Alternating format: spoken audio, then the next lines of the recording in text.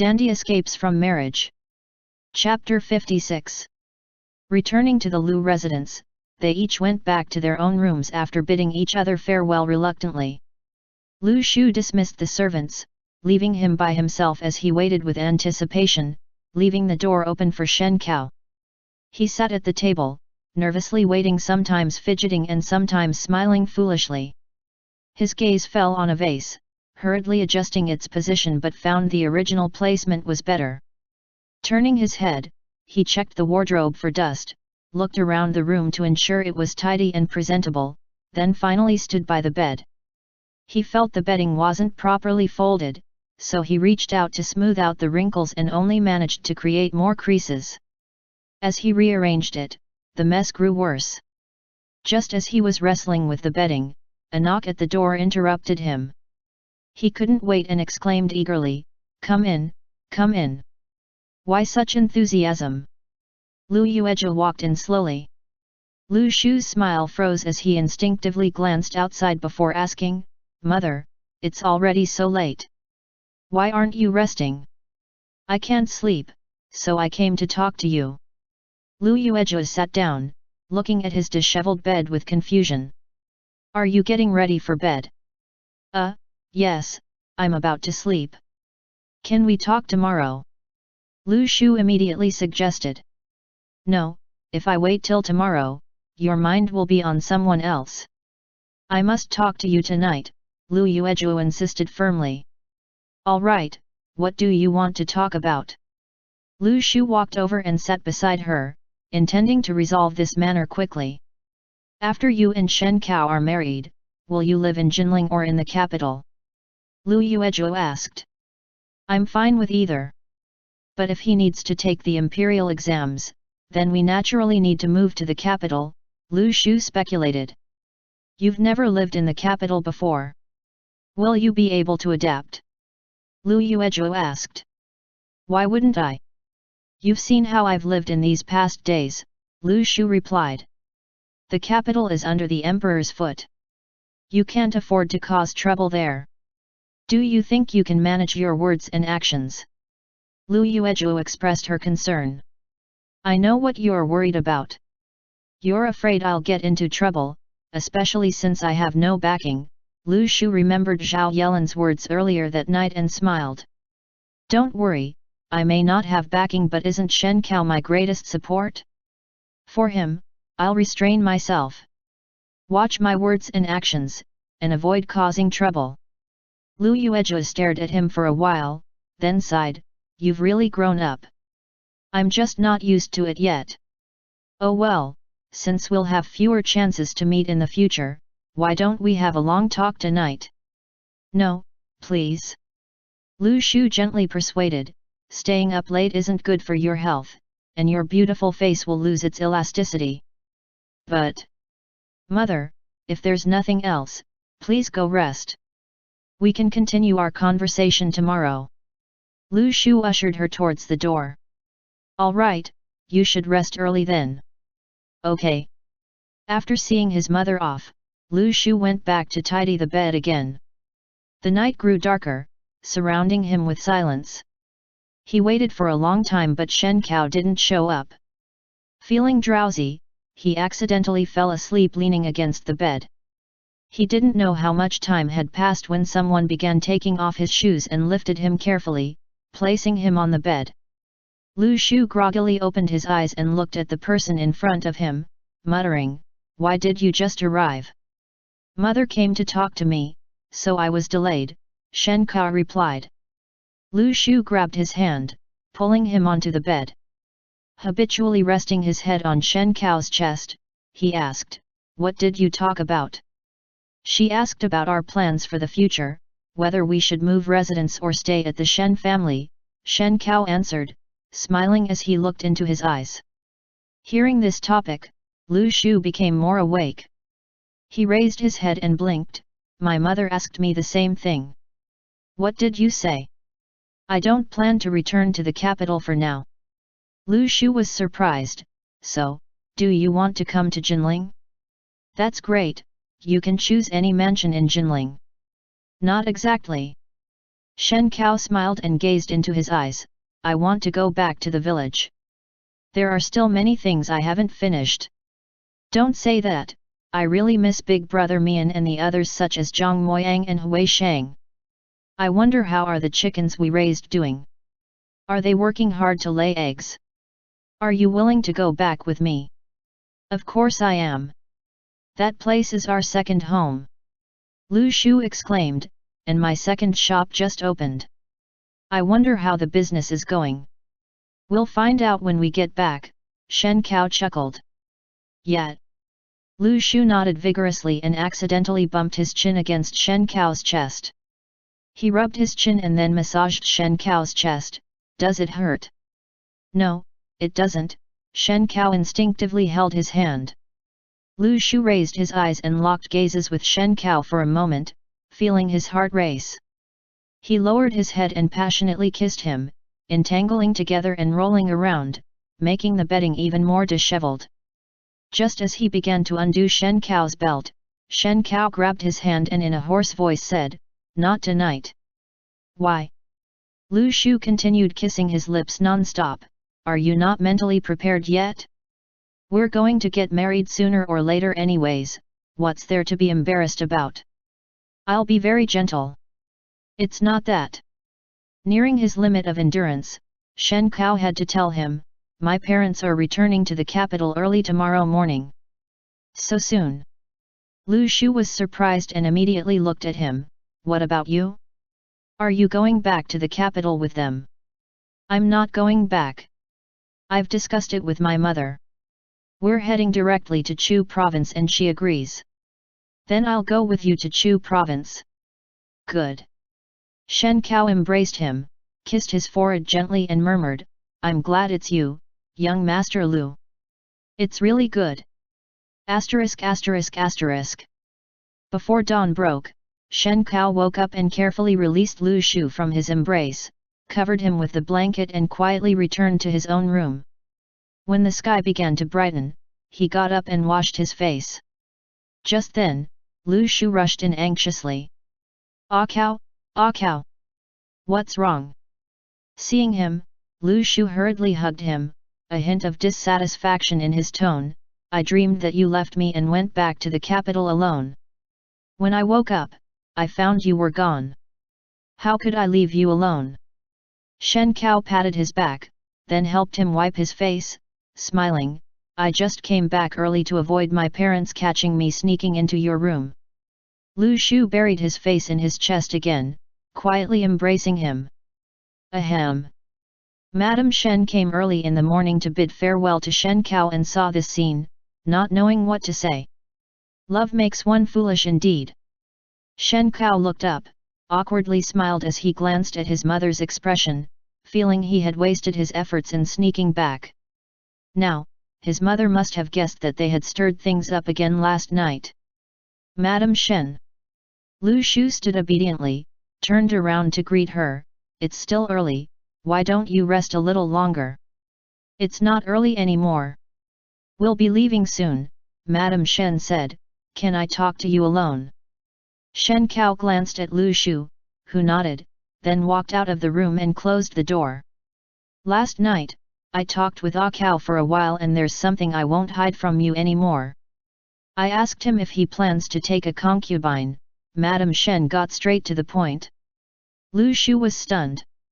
"Ah Cao has always been a gentle child, a well-behaved boy who never disappointed us. But now that he's grown up and knows what he wants, we can no longer intervene in his life.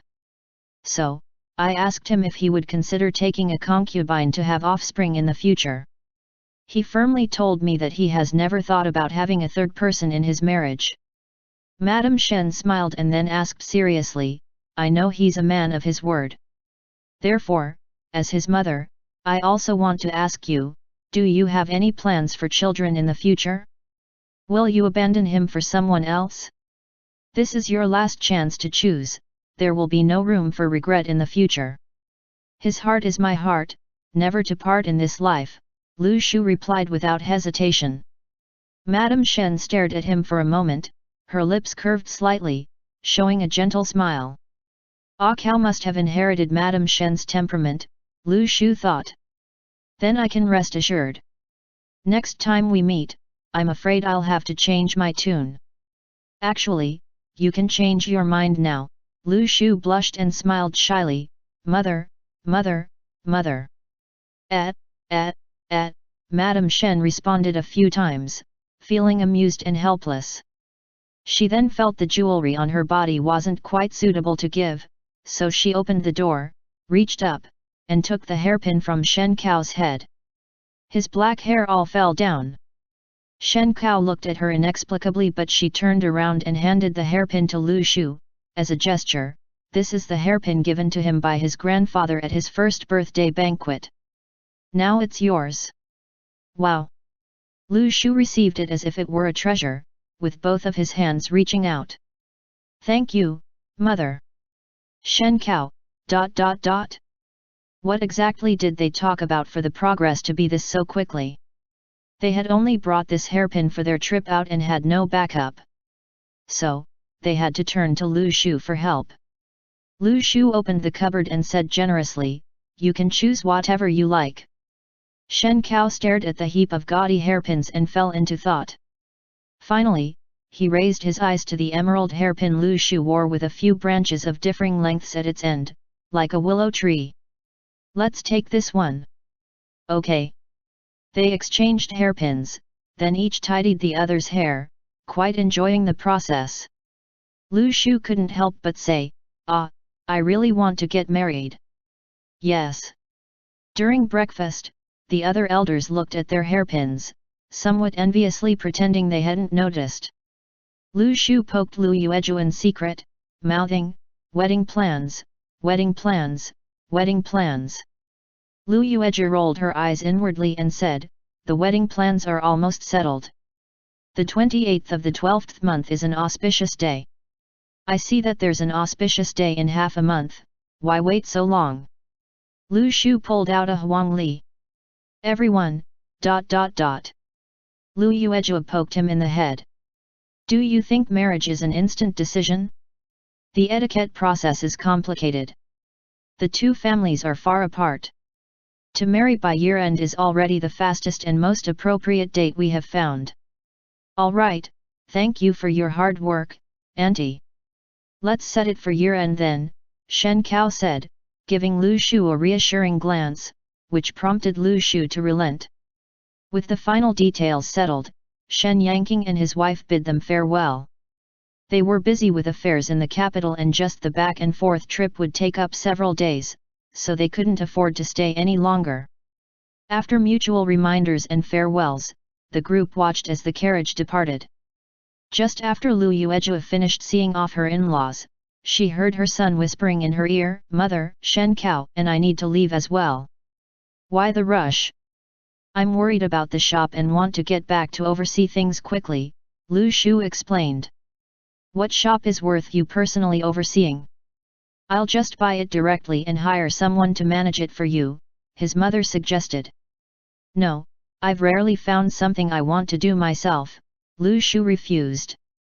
Yes, it's rare for Xiao Wu to want to do business. Let's see how capable he really is, Lao Lu Tuo chuckled, actually having a few ideas in mind. Previously, he never let Lu Shu touch the family business as he was scared for his health and that bad omen. Now that Lu Shu and Shen Cao were about to get married, they could turn bad luck into good. These sons were a match in all ways that matter, but if Lu Shu could truly start from scratch and marry into the Shen family, then he could confidently hand over this vast family fortune to him in the future. Lu Yueju packed them some food and clean clothes, but always felt it wasn't enough. She almost wished she could move the entire household to send with them. That's enough now. These will be sufficient. If Shen Cao's clothes tear, I can always sew them, Lu Shu interjected. Lu Yueju looked at Shen Cao in surprise, feeling more and more satisfied as she sized him up like a mother-in-law. She laughed, Shen Cao, we'll leave Xiao Wu in your care. Thank you, Auntie. Shen Cao heard her words sincerely and smiled warmly, I will do my best to take care of him. Before departing, Lu Shu went to have dinner with his old friends, while Shen Kao bid farewell to Lord Xiao at the inn. Upon learning that Shen Kao was returning to the small mountain village, Lord Xiao was somewhat surprised. He explained, "Life in the mountain village is tough, but it allows me to have a better understanding of how the common people lives." Lord Zhao's perception of Shen Kao changed completely, and he said, "Those who know where the roof leaks are under the heavens, those who know where the government fails are in the fields. It's rare to find someone with such intentions. Go ahead and do what you must." In the afternoon, Shen Kao and Lu Shu officially set off to return to the small mountain village of Chu Province. Passing through Hui Province, they got off the carriage.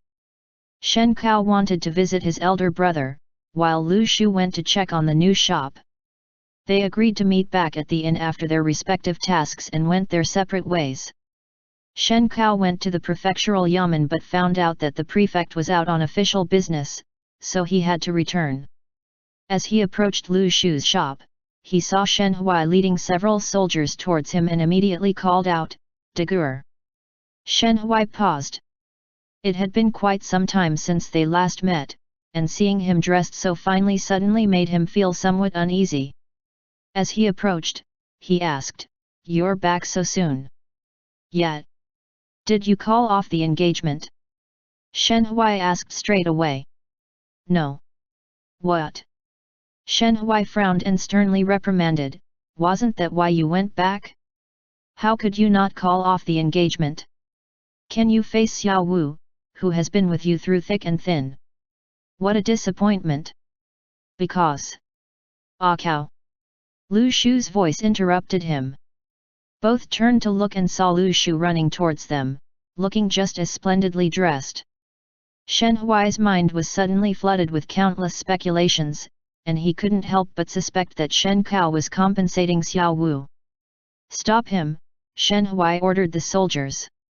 The soldiers immediately blocked Lu Shu's path. Lu Shu looked puzzled. Shen Kao was equally confused as he asked, "Dagur, what are you doing?" "I won't allow you to see him again until you call off that engagement," Shen Hui said in a low voice. "Don't act foolishly. If father finds out about Xiao Wu, he'll break your legs." "Xiao Wu, let's go. I'll take you out for a drink." Shen Hui turned and walked towards Lu Shu. "Dagur," Shen Kao shouted from behind, "Xiao Wu is the person I'm engaged to. Are you out of your mind? You're clearly engaged to young Master Lu from the Lu family." Shen Hui was exasperated, turning to scold him. "Dagur, calm down." Lu Shu quickly patted Shen Hui's arm to ease his anger. "Are you angry because of this matter? What? Do you also know that he hasn't called off the engagement?" Shen Hui looked at him in surprise. "I know. And you're not angry?" "I'm happy actually, Dagur. I'm very touched. I didn't expect the esteemed magistrate to be my future brother-in-law. And it seems that this elder brother-in-law cares about me quite a lot. Are you out of your mind, or did he bribe you with something to make you follow him so devotedly?" Shen Hui asked angrily. "No need for bribery. I'm willing." "You're insane." Shen Hui was about to lose control of his anger.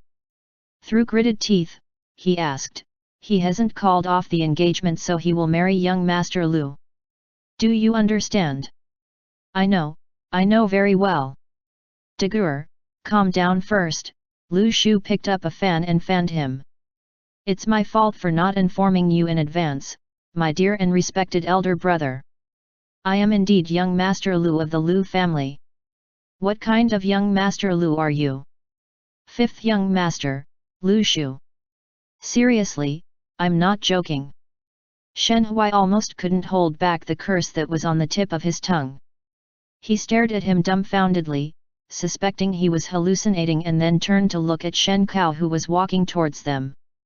"It's true," Shen Kao nodded. "He's the young Master Lu of the Lu family who I am engaged to, Xiao Wu." Shen Hui exclaimed, "What kind of joke are you two playing?" End chapter.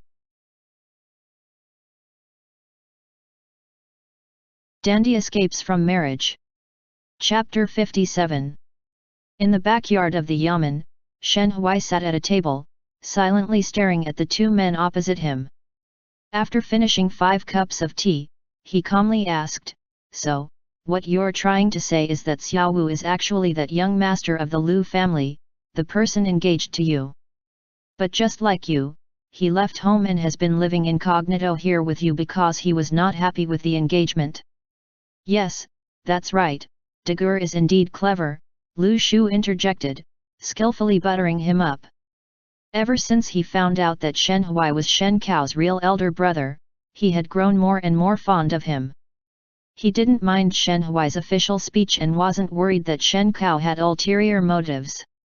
He addressed him as Dagur affectionately.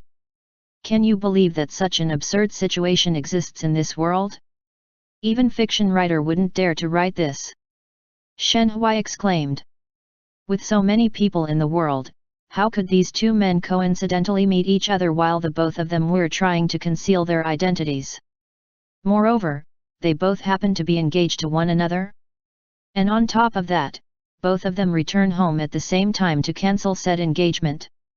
So, it's fate, completely unavoidable," Lu Shu chuckled. "Dagur, are you going to have more tea? Shall I pour you another cup?" Shen Hui belatedly realized he was being called Dagur by someone other than Shen Cao. He thought that this guy really has thick skin and calmly said, "You haven't even gotten married yet, aren't you addressing me so familiarly too soon?" "Yeah, I'm just trying to get used to it."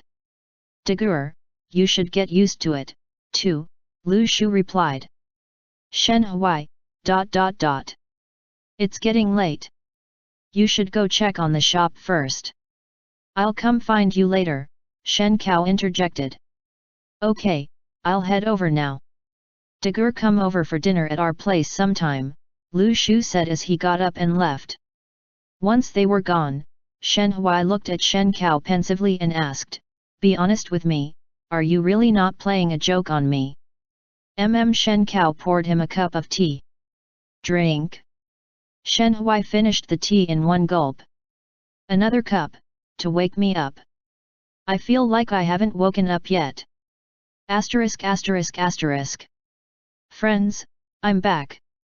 Lu Shu bounded over the threshold, looking relaxed as he entered the shop, arms outstretched, but no one came over to hug him. Zhang Moyang was discussing delivery routes with Miss Li from the transportation service company while Zhang Moshan was serving customers and calculating on the abacus at lightning speed. Both siblings glanced up at him simultaneously. Zhang Moshan said, "You've returned just in time. We're almost sold out of goods, so we need to speed up production. Don't just stand there. Go help with the customers." Zhang Moyang pulled him away to attend to the guests. "All right." Lu Shu was quick-witted, and with his addition, the shop quickly operated efficiently. As the evening approached and the number of customers dwindled, they finally had a moment to sit down. Lu Shu asked, "Since both of you are here, who's looking after the shop in town?" "Don't worry, I've arranged trustworthy people and Chen Yinglian is helping us watch over the goods there. Also, there aren't as many customers as here in Hubei province, so handling normal operations shouldn't be a problem," Zhang Moshan replied.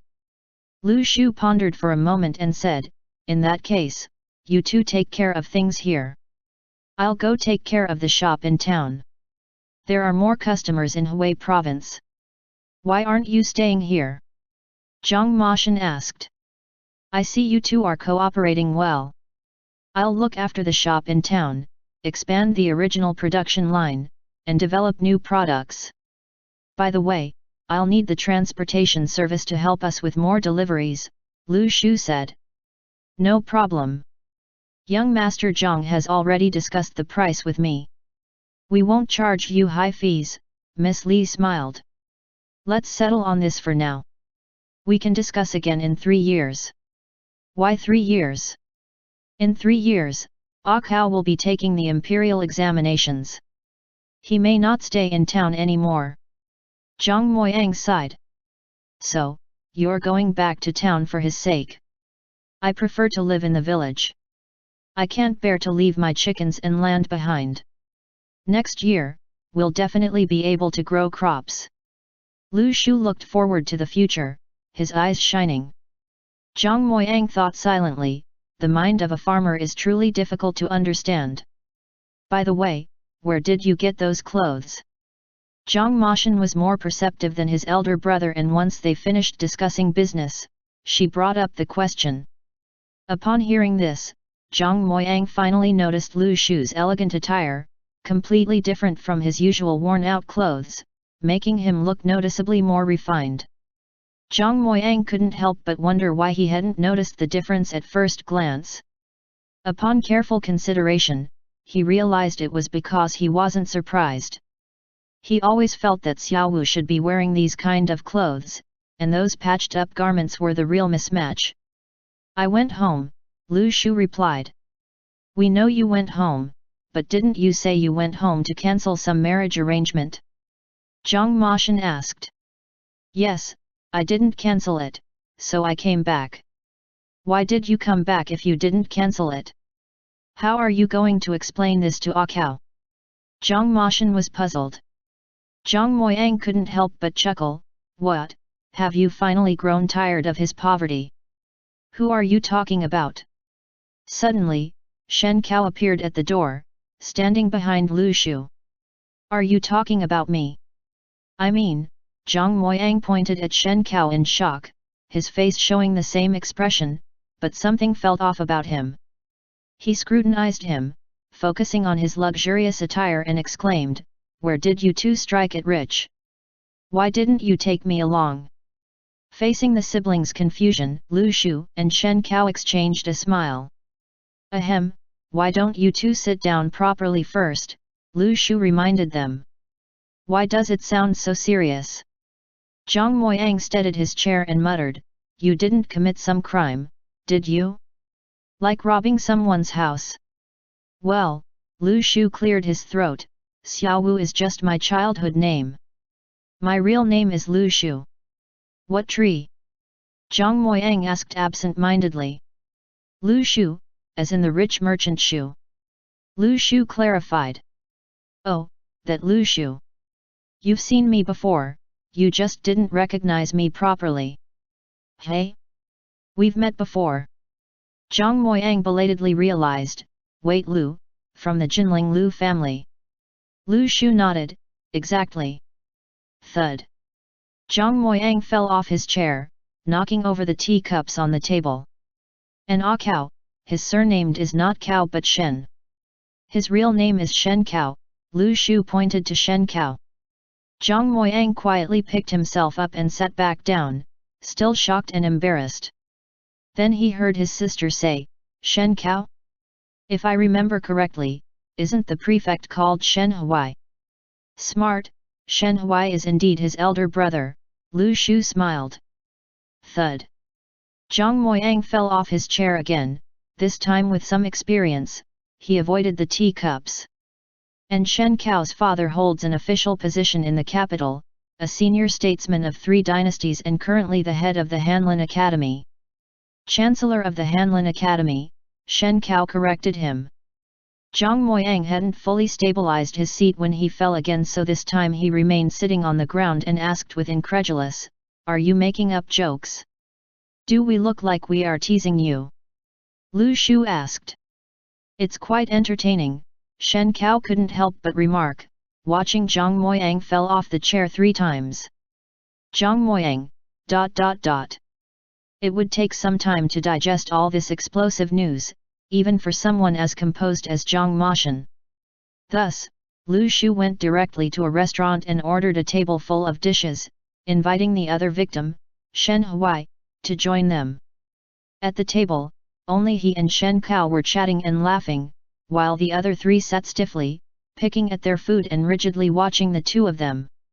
We're getting married at the end of the year. Will you come for the wedding banquet? Lu Shu asked. At the end of the year. Shen Huai, unsure if he was from the bride's or groom's side, finally found a topic he could talk about. Is everything arranged already? Yes. Shen Cao nodded, the marriage contract is settled. We've already asked the matchmaker to propose. Next, it's about preparing the betrothal gifts, and our parents will handle that. So soon? When you went to Jinling with your parents, did you also bring the matchmaker along? As it happened, we met Lord Zhao in Jinling, so we asked him to be our matchmaker. Shen Hui pondered for a moment, then gave him a thumbs up. Which Lord Zhao are you talking about? Zhang Moyang asked curiously. The Prince Regent, Lu Shu said, tilting his head. As expected, Zhang Moyang fell off his chair again and Lu Shu burst into laughter, slapping the table. We'll definitely come to your wedding banquet, Zhang Moshan said. Yes, I haven't been to the capital yet, so it'll be a good opportunity to broaden my horizons, Zhang Moyang said weakly. Let's hope you won't keep falling off chairs on that day, Lu Shu joked. Nonsense, I have experience now. Next time, I won't panic, Zhang Moyang asserted confidently. Everyone laughed, finally easing the atmosphere. They continued to inquire about the details of their misunderstanding incident, and before they knew it, it was almost curfew time, so they bid each other farewell and left separately. In Huai Prefecture, Zhang Moyang rented a house as a temporary residence and arranged a room for Lu Shu. Just as he was about to take Shen Cao to the adjacent room, Lu Shu grabbed him firmly and said assertively, "We're family, no need for 2 rooms." Zhang Moyang looked at them both with a complex expression as they entered the room together and closed the door, almost wishing he could poke his own eyes out. The next day, the two continued their journey to Chu province. Upon returning to town, Lu Shu first went around the shop before returning to the village with Shen Cao. From afar, he saw a dog running wildly with 2 teenagers chasing behind, calling out, "Fugui, don't run, we can't catch up." Lu Shu put his hand to his mouth and whistled loudly. Upon hearing the whistle, Fugui immediately changed direction and ran towards them. Lu Shu had just gotten out of the carriage when Fugui pounced on him, knocking him down onto the nearby grass and rolling around with him. Lu Shu was about to laugh when he suddenly stopped. "Fugui, why are you so dirty?" The once snow-white dog was now covered in dirt and dust. "Xiao Wu, you're finally back." The 2 children panted as they ran over. Seeing the mud on the 2 of them, "Well, go back and wash up." Shen Cao took Fugui and suddenly asked, "Is its surname Lu?" "Yeah, I didn't dare to tell you its full name before." "No worries, the name sounds good." Lu Shu laughed, "Why are you so unprincipled?" "I made it up myself, don't you think this name sounds too rustic?" "Rustic and cute." Lu Shu put Fugui down and then took Shen Cao's hand and walked home. It had been almost a month since he had returned, but there seemed to be no changes at home. There were more eggs in the basket, and the house remained clean and tidy. "The bamboo weaver comes every day to collect eggs and clean up after you, while mother comes every few days to clean the house," the children said. "Thank you." Shen Cao handed all the eggs in the basket to them. "Take these back as a thank you gift."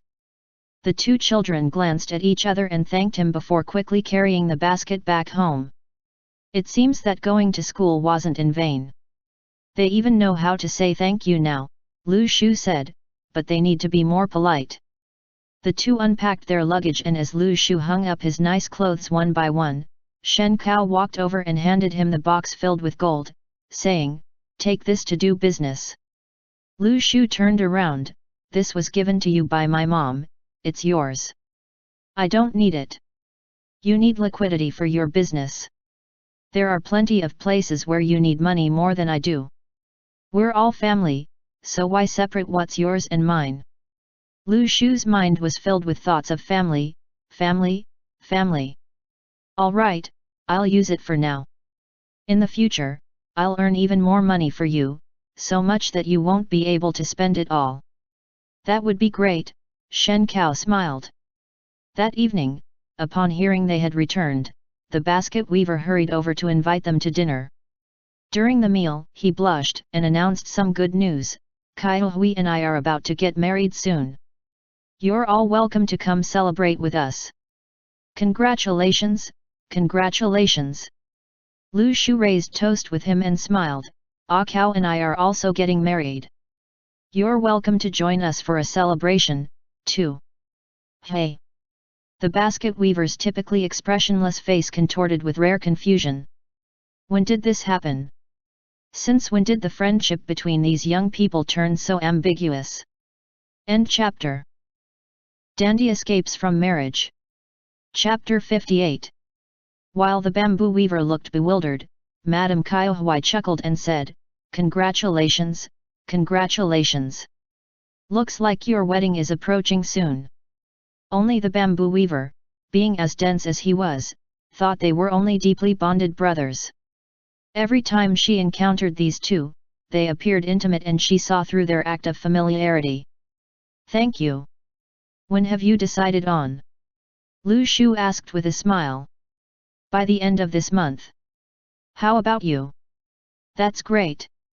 We have to wait until the end of the year. There's so many things to settle." "Sigh, ours will be simple. It's not our first time walking down that path. We'll just invite both sides of our families and friends to have a meal together and get acquainted. Unlike you, it's your first time." "Oh right, are you planning to do it here in the village?" "It's in the capital." "That far? I'm afraid we won't be able to make it." Madame Kyohui said with regret, "We'll send the betrothal gifts but you know, farm work can't wait. It would take at least half a month for a round trip to the capital." The bamboo weaver nodded absent-mindedly. It wasn't until after dinner when the two returned home that the bamboo weaver finally snapped out of it and asked Kyohui again, "They are getting married?" "Yes." How is this possible? Also, didn't you notice how differently they were dressed today? I used to work as a seamstress, and those outfits of them are worth at least 100 taels each." "Is that true?" The bamboo weaver exclaimed in astonishment, "Where did they get so much silver? I've always thought that they weren't just simple peasants. Farmers don't have such delicate skin. Both of them don't have many calluses on their hands. So, I suspect their family background is actually quite wealthy. They're just living incognito here for some reason. How is this possible?" ******. The next day, when Lu Shu got up, breakfast was already prepared. After washing up, he noticed Shen Cao had changed back into rough linen clothes and asked in confusion, "Why are you wearing these clothes again?" "It's more convenient for work, and I won't be afraid of dirtying it," Shen Cao smiled. Upon hearing this, Lu Shu glanced at his own embroidered silk attire, then at their humble little house, and immediately went back to change into another outfit.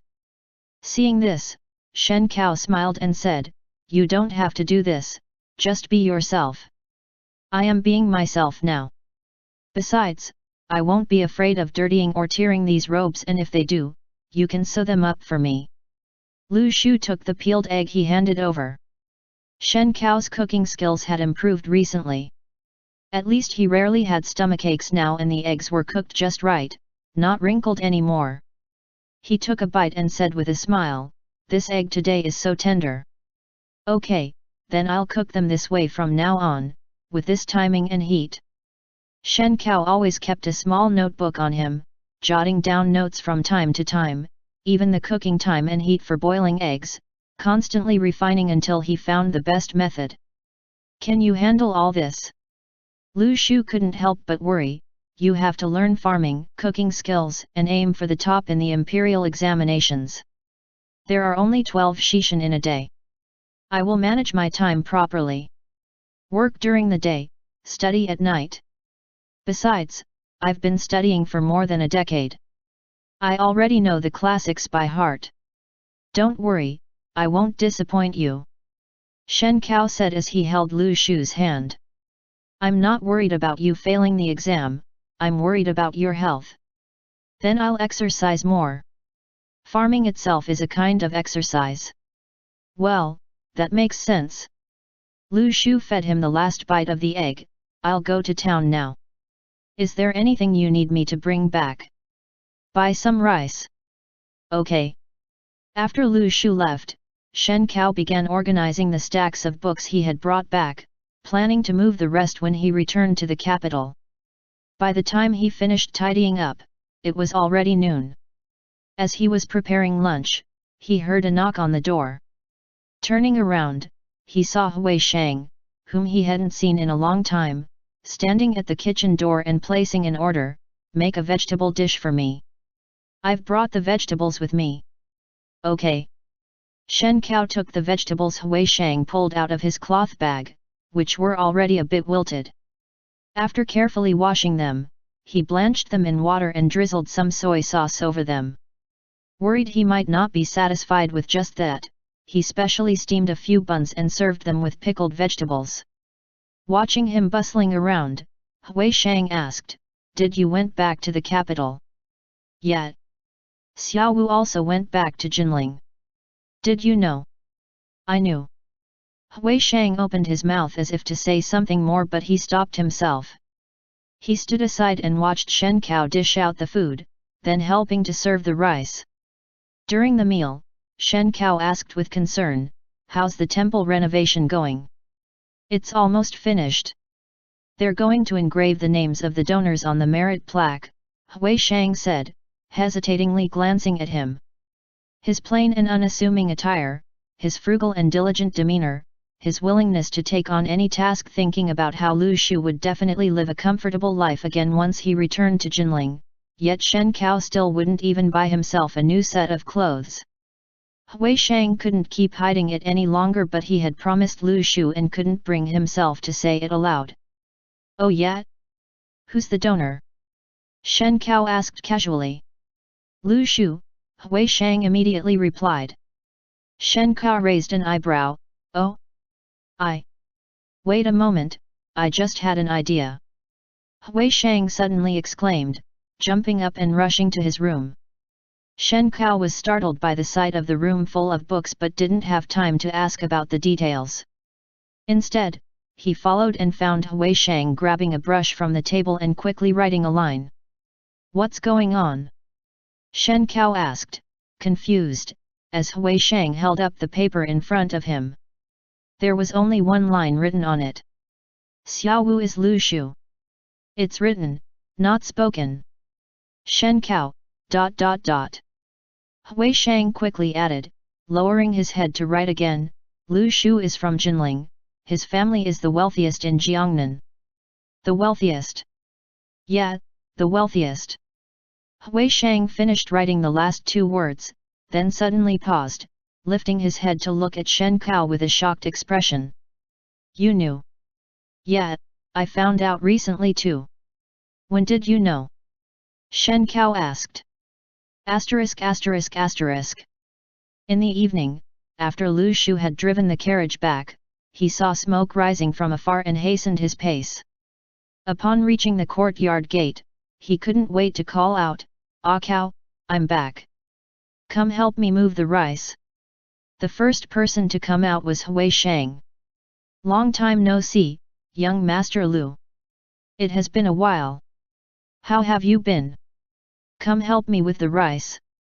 Moments later, Shen Kao hurried out from the kitchen. Seeing the dozen or so bags of rice in the carriage, he exclaimed, "Why so much? Since we need to buy it, we might as well get a lot at once." The three of them gradually carried the rice into the house, panting and exhausted, collapsing into chairs to catch their breath. Shen Kao stood for a moment, then hurried back into the kitchen to prepare dinner. Lu Shu caught sight of Hui Shang and remembered something. "You can tell him that I am Lu Shu now." "Okay. Why haven't you gone yet?" "I already did. I wrote it to him." "Clever, clever. Not as good as you at playing games." After dinner, Shen Kao washed some grapes that Lu Shu had bought from town, and the three of them sat in the yard chatting. As autumn set in, mornings and evenings were cooler, and the air was less humid than before. Hui Shang wanted to hear their stories after returning to Beijing and Jinling and was especially curious about how they met in Jinling. When Lu Shu mentioned Shen Kao deliberately painting his face black and acting silly, Hui Shang laughed. When Shen Kao mentioned meeting Lu Shu at the brothel, Wei Shang frowned.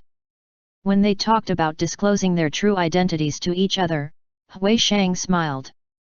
But upon hearing about their impending marriage, Wei Shang became sorrowful. Why the long face? We're getting married, not attending a funeral, Lu Shu teased. Ah, once you two are married and back in Beijing, I'm afraid it'll be hard to see each other again. No, we'll at least stay here for another 3 years, Shen Ka reassured. Really? Yet? Well, that's great then. Come on, continue telling me your stories. Wei Shang turned his sorrow into joy. But, it's almost midnight. Aren't you planning to go back? Lu Shu asked. It's already this late? Well, I guess I'll stay here overnight. You? Stay overnight? You never used to stay unless something's up, Lu Shu teased. Isn't it because I want to hear your stories? We haven't seen each other for so long. Let's have a late night talk, Wei Shang eagerly suggested. Lu Shu was tired, so Shen Cao intervened. Let's leave it for tonight. We can talk more tomorrow. All right. Wei Shang took the initiative to lay out his bedding, but just as he had unpacked his blanket, Shen Cao promptly sent him back. The floor is cold now and it's easy to catch a chill. You should stay in Xiao Wu's room. But where will he sleep? Wei Shang hadn't finished asking when he quickly changed tack. Look at me, my mind must be thinking he's sleeping here with you. Shen Cao chuckled lightly. You're quite cheeky and not embarrassed at all. After Lu Shu finished washing up, he first glanced at his own room, confirmed that Wei Shang had already lain down, then smirked and headed into Shen Cao's room. The two chatted quietly for a while. As Lu Shu got up to get some water, he lazily took a few steps and accidentally bumped his knee on a corner of the stool, crying out in pain. Does it hurt? Shen Cao hurried over to check on him. It hurts so much, hoo. Tears welled up in Lu Shu's eyes. Let me see. Shen Cao lifted him onto the bed, rolled up his trouser leg and gently pressed on his knee. Does it hurt? It hurts, be gentle, hoo. Shen Cao eased off the pressure, gently massaging the injury. He leaned down and softly blew on it. I'll go get some medicine for you. As he got up and opened the door, he saw Wei Shang sneakily unlocking his door. What are you doing? Wei Shang turned back with an uneasy expression. I was thinking I should just go back. I have to ring the bell tomorrow and can't be late. You two carry on, goodbye. Before Shen Cao could say anything, Wei Shang dashed out like a cat. Ah Cao, don't bother, he's gone. It's fine now, come back quickly. Lu Shu called from inside the room. Shen Cao reluctantly locked the door again and returned to the room. Forget about him, it's better this way. It won't interrupt our alone time. Shen Cao chuckled and sat at the foot of the bed, holding Lu Shu's ankle and continuing to massage his knee. Ah, it feels so good. Lu Shu lay back on the bed, starting to enjoy the familiar touch. He playfully kicked his other leg onto Shen Cao's waist, occasionally letting out sounds of pleasure, soft and lingering. This is really nice, Ah Cao, you're amazing. Lu Shu half closed his eyes, praising him. As Lu Shu was enjoying himself, suddenly Shen Cao pinched his ankle firmly. He looked up in confusion at Shen Cao, who remained silent. It seemed it was just accidental. Lu Shu leaned back, his other leg comfortably brushing across the bed, finding it amusing. By accident, he touched Shen Cao's waist. He paused subtly, then suddenly sat up, staring at him fixedly. Shen Cao slowly raised his gaze. Does your knee still hurt? Lu Shu shook his head, still staring at him, then smirked knowingly. Are you that excited? Lu Shu tapped his foot down. Shen Cao released his grip, placed both hands beside him, and leaned forward slowly and stopped, planting a light kiss on his lips. Like the calm before a storm, a few drops of rain fell first. Before he could react, a torrential rain suddenly poured down. The stormy kiss fell on him, leaving him feeling thoroughly soaked, lost in this erratic rain. Wait, why do I feel like something's wrong? Lu Shu felt as if he had been caught in a rainstorm, his eyes filled with mist, cheeks flushed as if he was running in the rain. He panted and looked at Shen Cao, feeling that something was amiss. As he had expected, the person in the rain should have been Ah Cao, right? What's wrong? Shen Cao pulled back a bit, asking. The mist in Lu Shu's eyes grew thicker instantly. He hugged Shen Cao's neck, afraid he might slip away. Nothing's wrong. End chapter.